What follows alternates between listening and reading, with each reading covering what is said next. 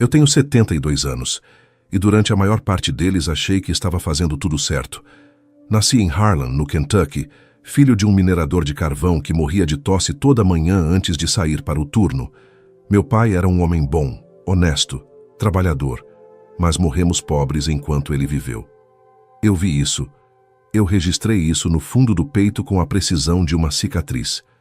E prometi a mim mesmo, ainda criança, com os joelhos sujos de terra e o estômago vazio às terças-feiras, que os meus filhos jamais passariam pelo que eu passei. Mas antes de continuar, me diz uma coisa. De onde você está me ouvindo agora? Escreve aqui nos comentários o nome da sua cidade, do seu estado, do seu país. Eu quero saber até onde essa história está chegando. Meu nome é Garland Fitch. Fui dono de uma rede de armazéns frigoríficos que atendia distribuidoras em 7 estados do meio-oeste americano. Comecei com um único caminhão alugado aos 23 anos, transportando carne resfriada entre Lexington e Cincinnati. 49 anos depois, minha empresa tinha 218 funcionários, frotas próprias e contratos com redes de supermercados que a maioria das pessoas conhece pelo nome. Fui para a igreja. Isso precisa ficar claro desde o início, porque é parte do problema que só fui entender quando já estava do outro lado. Fui para a igreja durante décadas. Pagava o dízimo com cheque nominal, todo primeiro domingo do mês, sem falta. Quando o pastor anunciava uma campanha para reformar o telhado ou comprar cadeiras novas para o salão, eu dobrava a oferta. Gostava que meu nome fosse associado à generosidade. Gostava quando o pastor mencionava discretamente, no encerramento do culto, que a bondade de irmãos fiéis como Garland Fitch tornava tudo isso possível. Mas deixa eu ser honesto com você agora, porque é exatamente essa honestidade que Jesus me pediu que trouxesse de volta. Eu não ia ao culto para encontrar Deus, ia para me sentir em dia com Deus. Tem uma diferença enorme entre as duas coisas, e eu levei 72 anos para entender isso. Para mim, a igreja funcionava como uma espécie de contabilidade espiritual. Eu depositava presença e dinheiro, e aquilo quitava qualquer débito que pudesse existir entre mim e o Criador. Era uma transação. Eu era bom nisso. Transações eu entendia. Em casa, a minha religião era outra. Em casa, o que eu pregava todos os dias com a convicção de quem acredita profundamente no que diz, era uma doutrina diferente. Sentado à cabeceira da mesa de jantar, olhando para os meus 3 filhos, eu dizia coisas que soavam como sabedoria de pai, e que eu só descobriria serem veneno lento quando foi tarde demais. Dizia para Derwent, o mais velho, que homem que não acumula é homem que pede favor. Dizia para Cressida, a do meio, que mulher inteligente não depende de marido, depende de patrimônio. Dizia para o pequeno Bowen, que desde cedo mostrava mais interesse em pintura e música do que em números, que talento não paga conta e que arte é hobby de quem já tem dinheiro no banco. Eu achava que estava preparando meus filhos para o mundo. Achava que estava sendo o pai que o meu pai não pôde ser. Não percebi que estava plantando dentro deles uma sede que nenhuma conta bancária no mundo jamais seria capaz de saciar. Minha esposa, Norelle, tentou me dizer isso de formas diferentes ao longo dos anos. Norelle era uma mulher de fé genuína, não a fé de fachada que eu praticava. A dela era a fé que acorda às 5 da manhã para ler a Bíblia na cozinha, ainda de pijama, com uma xícara de café esfriando do lado. A fé que ora por nome, que chora de verdade, que intercede de joelhos. Certa vez, depois de um jantar em que eu passei 40 minutos explicando para Derwent como estruturar uma holding familiar para proteger o patrimônio da tributação, Norelle me esperou na varanda e disse baixinho: Garland, você está ensinando eles a adorar o que vai ficar aqui quando você morrer. Eu dei de ombros. Disse que ela estava sendo dramática. Disse que dinheiro é ferramenta, não ídolo. Disse que Deus abençoa quem trabalha. Ela não discutiu.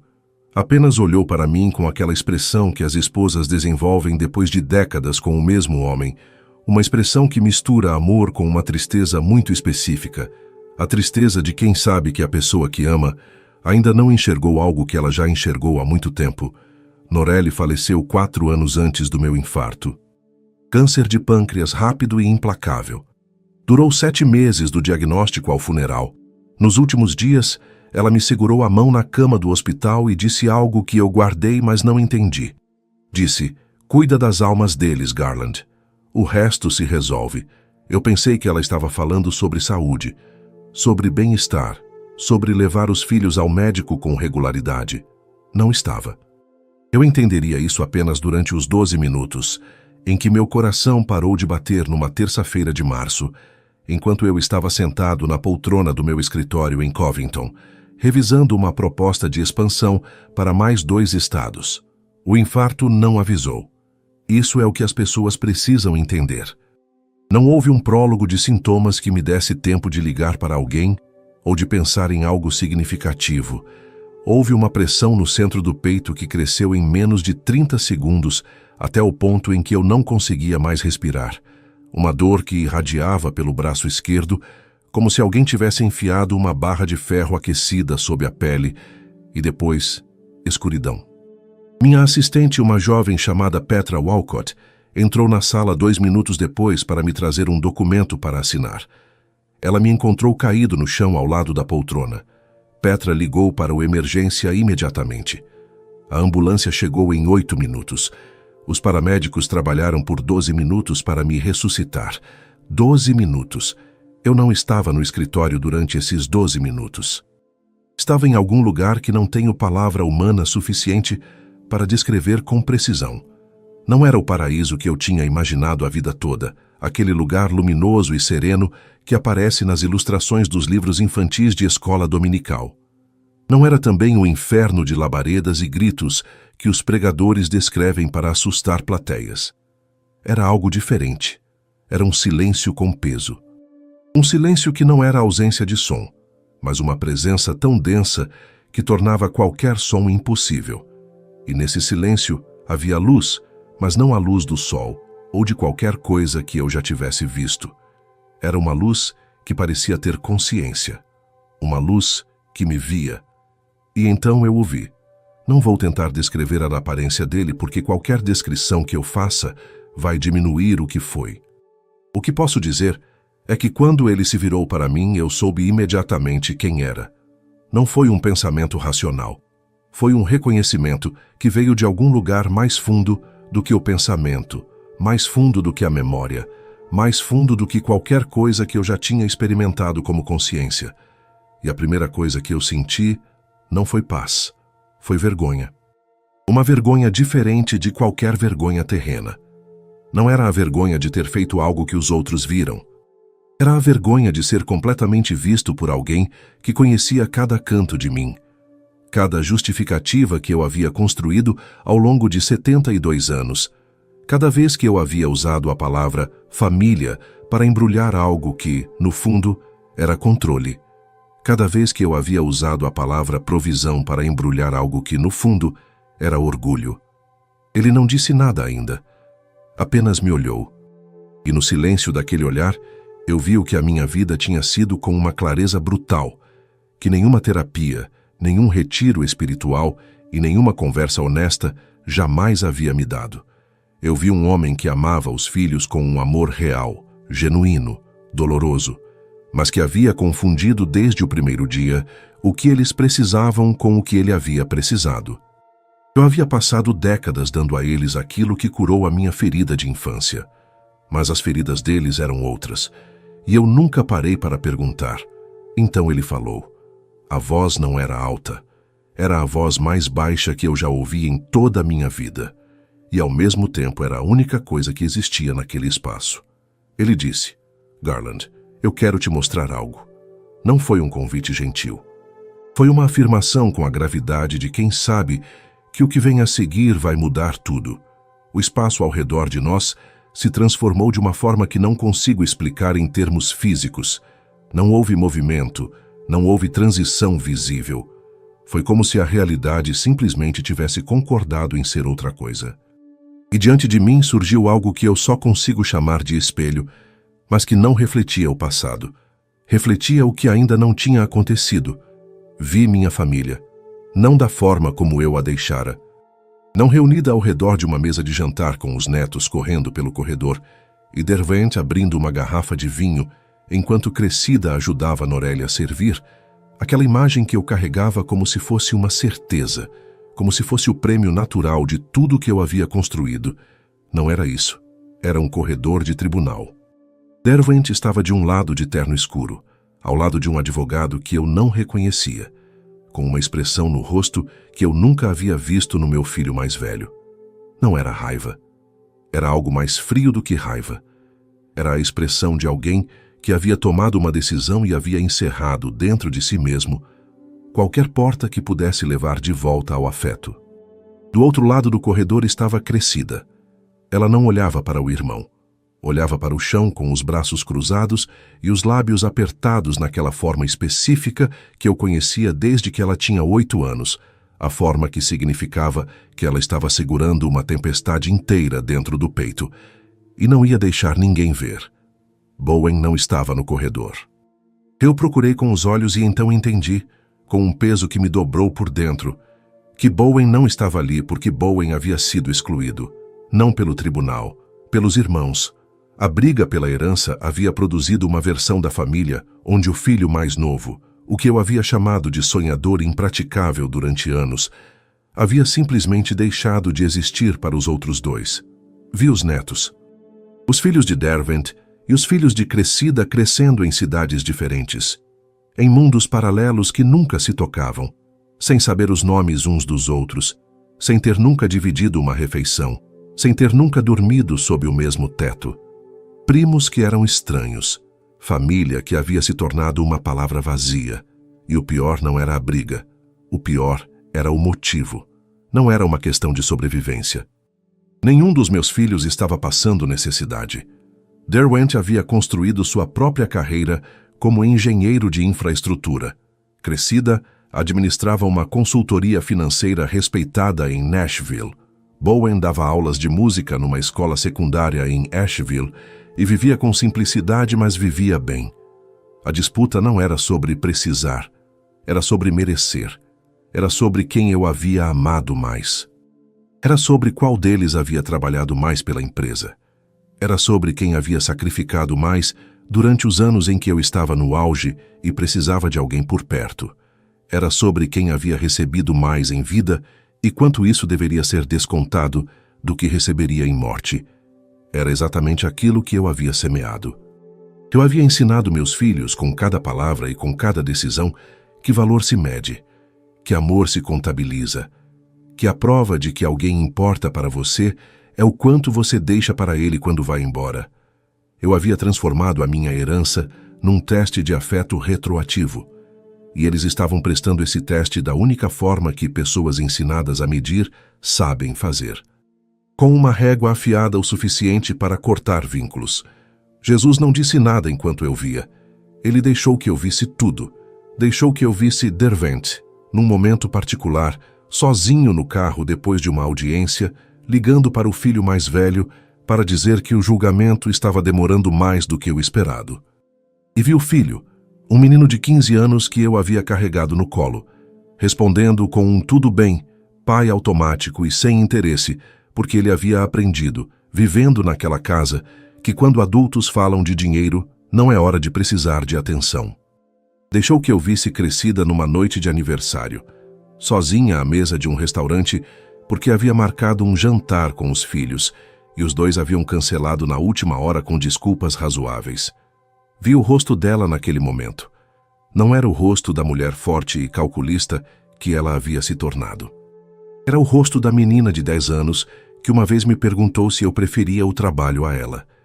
E para quem eu respondi que trabalho e família não se comparam porque um sustenta o outro, uma resposta que soava sábia e que era, na verdade, uma esquiva. Então Jesus falou de novo, e desta vez havia algo na voz dele que eu só consigo descrever como dor. Não a dor de quem foi machucado. A dor de quem ama e vê o amado destruindo a si mesmo com as próprias mãos. Ele disse: "O erro não começou neles, Garland. Começou na semente que você escolheu plantar. Eu quis me defender. Aquele impulso de construir um argumento, de apresentar evidências, de demonstrar que minhas intenções eram boas, esse impulso que havia me servido tão bem em 49 anos de negociações, subiu na minha garganta. E morreu ali, porque diante dele não havia defesa possível. Não porque ele fosse implacável, mas porque ele já sabia tudo o que eu ia dizer, e eu sabia que ele sabia, e qualquer palavra minha seria apenas o som de um homem tentando escapar de uma verdade que já havia entrado por todos os lados.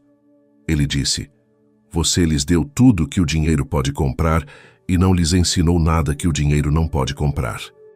E agora o que você deixar para eles vai terminar o trabalho que começou enquanto você estava vivo." Eu me ajoelhei. Não foi uma decisão. Foi o que o corpo faz quando finalmente para de sustentar um peso que carregou errado por tempo demais. Ele continuou: "Você foi à minha casa. Você colocou o envelope no cesto. Você fez o que a religião pede, mas você nunca me deixou entrar na sua. Nunca me sentou à mesa onde ensinava seus filhos. Nunca me consultou quando escolhia as palavras com que moldava o caráter deles. Você me deixou no domínio do sagrado e construiu o profano com as suas próprias regras. Cada palavra chegava com uma precisão que não era crueldade, era cirurgia. Ele não estava me destruindo. Estava removendo algo que havia crescido onde não devia e que, se ficasse, me destruiria de dentro. Então ele estendeu a mão e disse algo que eu não esperava ouvir. Disse: "Ainda dá tempo." Eu havia passado a vida inteira tomando decisões em frações de segundo. Havia assinado contratos que movimentavam milhões sem piscar. Havia demitido gerentes, encerrado parcerias, recusado propostas de aquisição que deixariam qualquer homem rico por 3 gerações, tudo com a frieza calculada de quem aprendeu cedo que hesitação é fraqueza. Mas diante daquelas 3 palavras, eu não consegui fazer nada além de chorar. Não o choro contido que homens da minha geração permitem em funerais e apenas em funerais. Foi um choro que vinha de um lugar que eu nem sabia que existia dentro de mim. Era o choro de 72 anos de uma coisa específica que só naquele momento eu conseguia nomear. Eu havia amado os meus filhos com tudo o que tinha e, ao mesmo tempo, havia falhado com eles de uma forma tão fundamental que o amor sozinho não era suficiente para consertar o estrago. Ele me deixou chorar. Não havia pressa naquele lugar, o tempo funcionava de forma diferente. E quando o choro foi diminuindo, ele falou pela última vez. Disse: "Volte, Garland, não para distribuir o que você acumulou, volte para distribuir o que você nunca deu. Chame-os pelo nome, olhe nos olhos de cada um. Peça perdão não pelo que vai deixar, mas pelo que deixou de ensinar enquanto estava.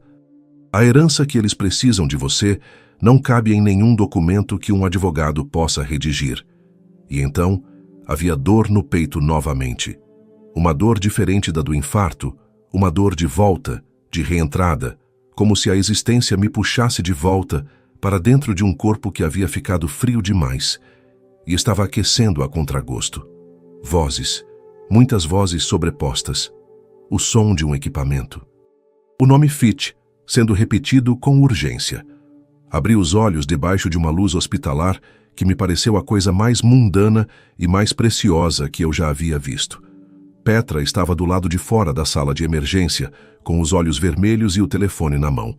Os paramédicos haviam ligado para o escritório depois de encontrarem meu cartão de identificação funcional no bolso do paletó.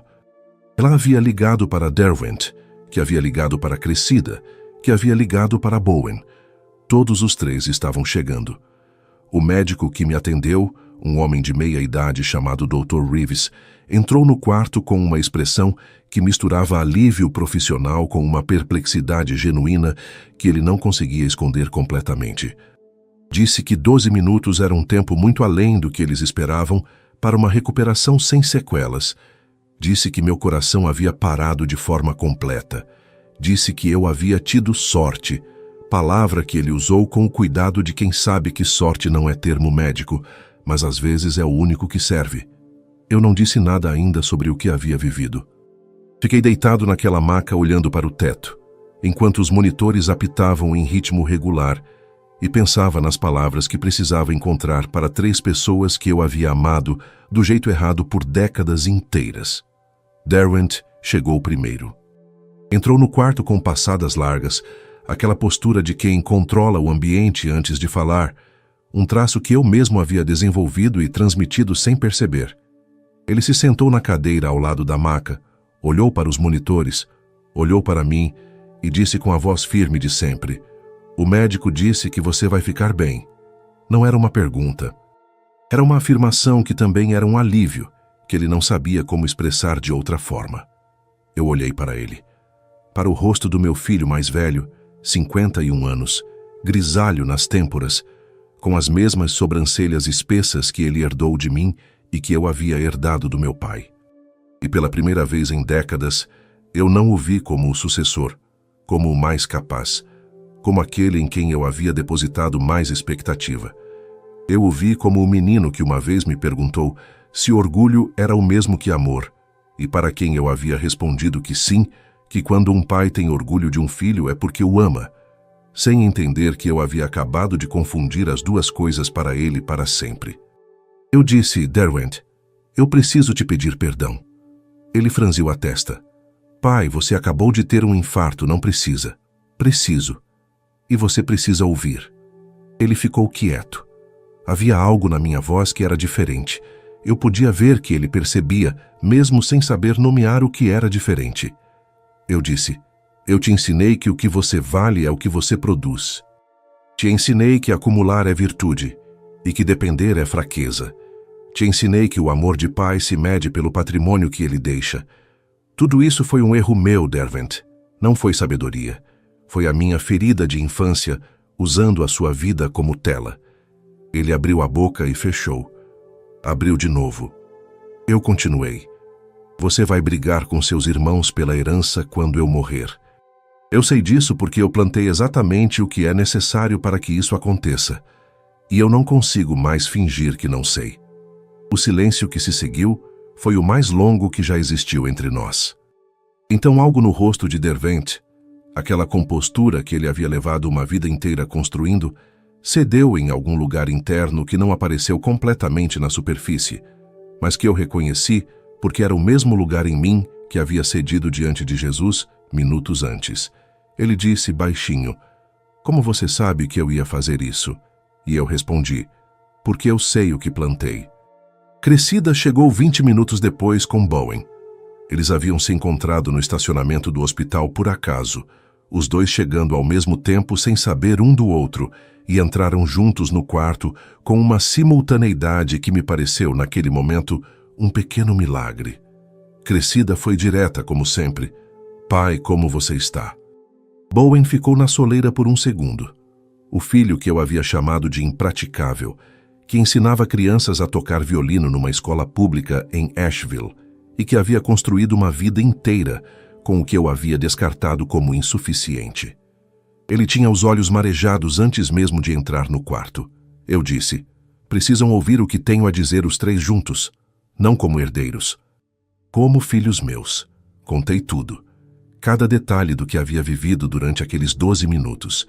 Vi Cressida cruzar e descruzar os braços enquanto ouvia, o mecanismo de defesa que ela havia desenvolvido para situações emocionais que a apanhavam despreparada.